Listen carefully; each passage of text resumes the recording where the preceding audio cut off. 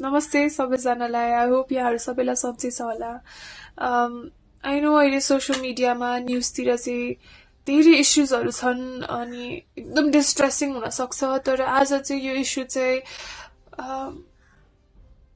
It's very important, it's a priority. त्यसैले यो video बनाउँदैछु so that we can get as much public attention, as much social support as possible। त्यही भएर यो video बनाउँदैछु।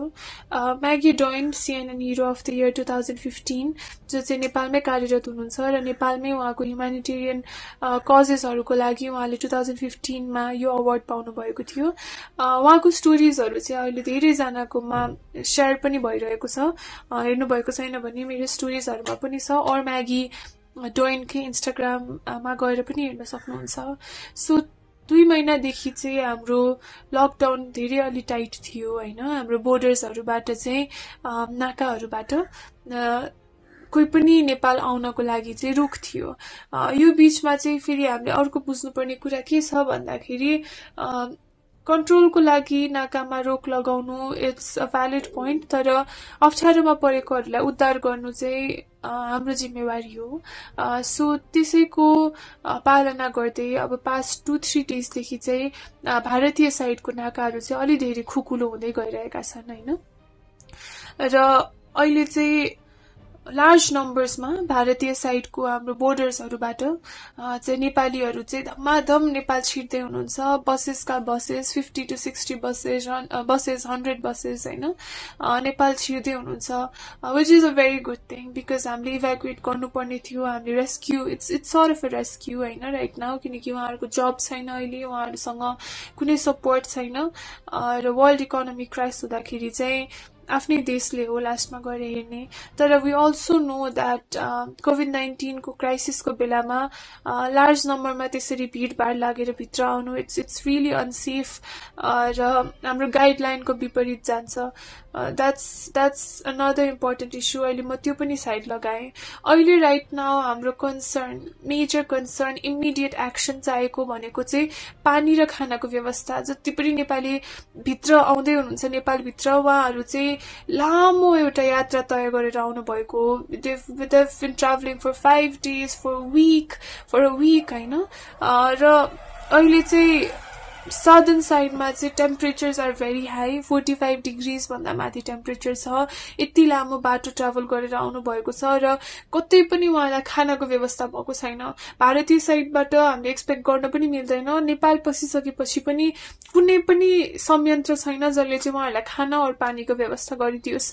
र यो भाइरस फैलिनबाट रोक्नको लागि चाहिँ सिस्टम के छ भन्दाखेरि पैसा भए पनि उहाँहरू ओर्लेर केही पनि किन्न पाउनुहुन्न, which is a very valid measure. त्यो गर्नै पर्ने कुरा हो। सो पैसा भए पनि उहाँले 5 दिनसम्म खाना किन्न पनि पाउनु भएन, कसैको थ्रुबाट सहयोग पनि भएन र पानीको पनि व्यवस्था भएन। अब इमेजिन होइन 5 डेज हप्ता दिनसम्म ट्राभल गरेर 45 डिग्रिज भन्दा बढी टेम्परेचरमा वी वर ट्राभल्ड इन बसेस होइन। हामीलाई थाहा छ गर्मी हुँदाखेरि कति डिफिकल्ट हुन्छ, उकुस मुकुस हुन्छ। एउटा बसमा 60 जना प्लस मान्छे त्यसरी कोचिएर आउँदाखेरि without food and water, I'm putting focus on this time and again, without food and water, it's a very difficult situation। एकदमै गाह्रो सिचुएसन छ र just to empathize, just आफूलाई त्यो पोजिसनमा राखेर हेर्नुहोस् होइन। तिर्खा लाग्दा मान्छेलाई कति गाह्रो हुन्छ र कुनै पनि तर्फबाट हेल्प नपाउँदाखेरि आफूलाई कति गाह्रो हुन्छ। Just imagine once. सो म्यागीको स्टोरी हेर्दा थाहा पायो everybody there is begging for water. हामीलाई पानी दिनुहोस्, that's their only demand right now. Give us food पनि होइन, give us water. We just want water. हामीलाई पानी चाहियो right now. We want to drink water, just पानी। That's the main issue right now. अनि त्यति ठुलो कुरा त होइन जस्तो लाग्छ। We can solve it right. I mean त्यस्तो लाचार त छैनौँ नि त हामीहरू। र अहिले प्रब्लम अर्को के भयो भन्दाखेरि संक्रमण सर्ने डरले चाहिँ नि जो पनि गएर पानी दिन पनि मिलेन। एउटा प्रपर च्यानल हुनु पर्यो होइन, एउटा मेजर एउटा प्रपर प्लानको थ्रुबाट एक्जिक्युसन हुनु पर्यो सो म्यागीसँगको कुरा गर्दाखेरि द फर्स्ट थिङ इज उहाँ त्यहाँ गइसकेपछि she saw the situation she try to bring light in to it र प्रदेश सरकारसँग पनि she had a really long meeting र हाम्रो प्रदेश सरकार कर्णाली प्रदेशको सरकार का मन्त्रीहरू आफै पनि कर्णालीको नाकामा गएर they saw the situation and they realized okay this is important I am sure that realized it before तर जे कुरा पनि देखिसकेपछि अझै धेरै you can feel the problem so त्यो भयो सो दे आर ट्राइङ है I am not trying to blame game any मैले गभर्मेन्टले गरेन यो गरेन त्यो गरेन भन्न खोजिरहेको छैन तर म्यागीलाई हिजो हामी राति 11:30 बजेसम्म कुरा गर्दै थियौँ राति 12 बजे फोन आएछ I want to remind you उहाँहरू दिनभरि पानी र खाना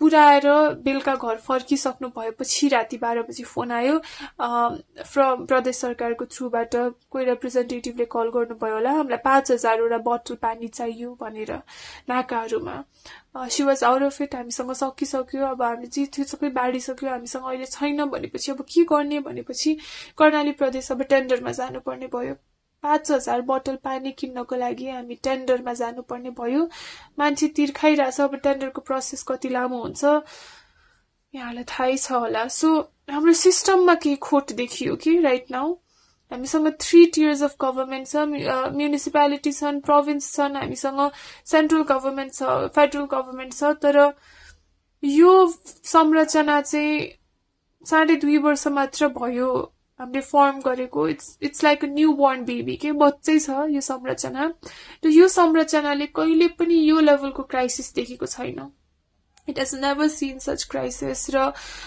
पेपरमा it looks fine system looks fine सबै कुरा पर्फेक्ट देखिन्छ तर प्रब्लम पर्दा सिडिओ का जाँदा नगरपालिका जाऊ भनिन्छ नगरपालिका जाँदा प्रदेशमा जाऊ भनिन्छ प्रदेशमा जाँदाखेरि we want to help but we don't have enough funds भनिन्छ कर्णाली प्रदेश आफैमा पनि it's one of the weakest किनकि उहाँहरूको आफ्नो इन्कम चाहिँ त्यो प्रदेशबाट एकदमै थोरै छ so they really have to depend on the federal government र उहाँहरूलाई चाहिँ it's really challenging they are trying the level best तर यो लेभलको क्राइसिस चाहिँ उहाँहरूले पनि they have never tackled it before र फन्ड छैन भनौँ भने फेडरल गभर्मेन्टमा including all the international and national grants and loans हामीसँग $1.2 billion just imagine how big an amount that is $1.2 billion चाहिँ हामीसँग छ राइट नाउ त्यो निकासा गर्नको लागि चाहिँ पोलिसी बन्नुपर्छ फेरि गभर्मेन्ट लेभलमा कस्तो हुन्छ भन्दा हरेक पोलिसीलाई निहालेर हेर्नुपर्छ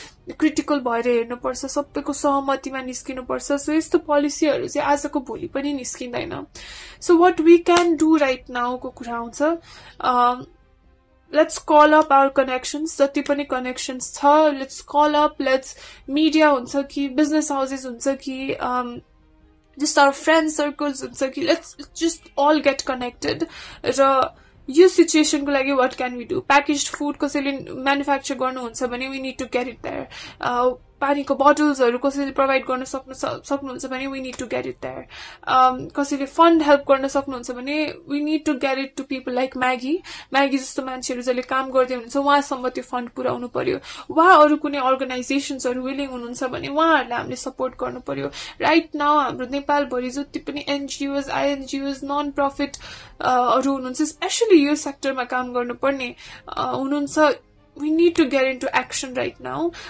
र यो इस्युलाई चाहिँ जति सक्दो मिडिया सपोर्ट चाहिएको छ अहिले पानी र खानेकुराको समस्या छ जुन कुरा चाहिँ एउटा टेन्ट राखेर हरेक नाकामा पानीको बोटल्सहरू स्ट्याक गरेर राख्ने प्याकेज्ड फुड हट मिल पनि चाहिन तातो खाना पकाएको खाना पनि चाहिन राइट नाउ सिचुएसन अनुसार एक्ट गर्दाखेरि प्याकेज्ड फुड भए पनि हुन्छ ड्राई फुड भए पनि हुन्छ हरेक नाकामा राखिदिनु पर्यो त्यहाँ छोडिदिने they will come they will pick it up physical distancing पनि मेन्टेन हुन्छ it's not very difficult we can do it we can definitely do it the second thing is overall migrant workers को issue 2 months भयो since the lockdown विदेशहरुमा lockdown सुरु भएको it's been longer नेपालमा comparatively धेरै देशहरु भन्दा धेरै पछि नै लकडाउन सुरु भएको थियो because हाम्रोमा संक्रमण त्यतिबेला आइसकेको थिएन 70-75 दिनदेखि लगभग धेरै नेपालीहरू they've been stuck outside. नेपालमा हामी यतिजना संक्रमित पुग्यौं भन्छौं तर विदेशमा रहनु भएको नेपालीहरूको संक्रमण गन्यौ भने it's crazy, the numbers are crazy. कतारमा मात्र मे 19 सम्म 6911 जनामा संक्रमण देखिसकेको थियो.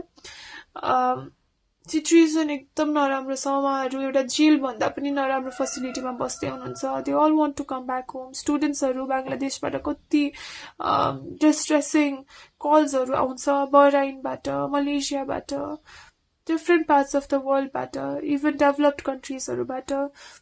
प्लिज रेस्क्यू अस, हामीलाई इभ्याकुएट गरिदिनुस् भनेर many people are in dire need right now. 12,000 जति मान्छेलाई आम माफी पनि भइसक्यो भन्नाले जेलमा रहनु भएका नेपालीहरू विदेशमा जो चाहिँ भर्खर छुट्नु भएको छ. they don't have any place to go. देश फर्किनु भन्दा बाहेक विकल्पै छैन र कति जना पैसा तिर्न पनि तयार छौं भन्नुभएकाहरूले पनि हामीले एड्रेस गर्न सकेका छैनौं. न्यूजहरू पढ्दाखेरि थिंग्स आर ह्यापनिङ, हामीले इनिसिएसन लिँदै छौं भन्ने न्यूजहरू आउँछ. बट आई थिंक अलि लेट भयौं कि हामीहरू to address this situation. अलि धेरै नै लेट भयौं. अझसम्म पनि विदेशबाट नेपाल ल्याउनको लागि एउटा पनि प्लेन भित्रिसकेको छैन र क्वारेन्टाइन फेसिलिटिजहरू हेर्यो भने डर लाग्दो छ. म त्यस्तो ठाउँमा कहिले बस्न सक्दिन थिए to be very honest. Nepal गरिब देश हो, यु कान्ट एक्सपेक्ट मच भन्ने कमेन्ट्सहरू आउलान् तर like I said $1.2 billion just for COVID-19. 1.2 billion. म्यानेजमेन्टको कुरा हो, विलिङनेसको कुरा हो, सकिन्छ जस्तो लाग्छ. We need to get together. सानो सानो मसिनो कुरामा अल्झेर भएन. प्रायोरिटी के हो राइट नाउ? कसले के कमेन्ट गर्यो प्रायोरिटी हो कि नेपालको सिचुएसन कस्तो छ, हाम्रो इकोनोमी कुन दिशातर्फ जाँदैछ, यसबाट हामी उम्किन कसरी सक्छौं भन्ने कुरा चाहिँ नेशनल डिबेट हुनुपर्ने हो. Choice is yours. But I think यो क्राइसिस जस्तो इम्पोर्टेन्ट चाहिँ कसले के कमेन्ट गर्यो भन्ने कुरा चाहिँ कहिले पनि हुन सक्दैन. सानो तिनो कुराहरूबाट चाहिँ I think we need to get out.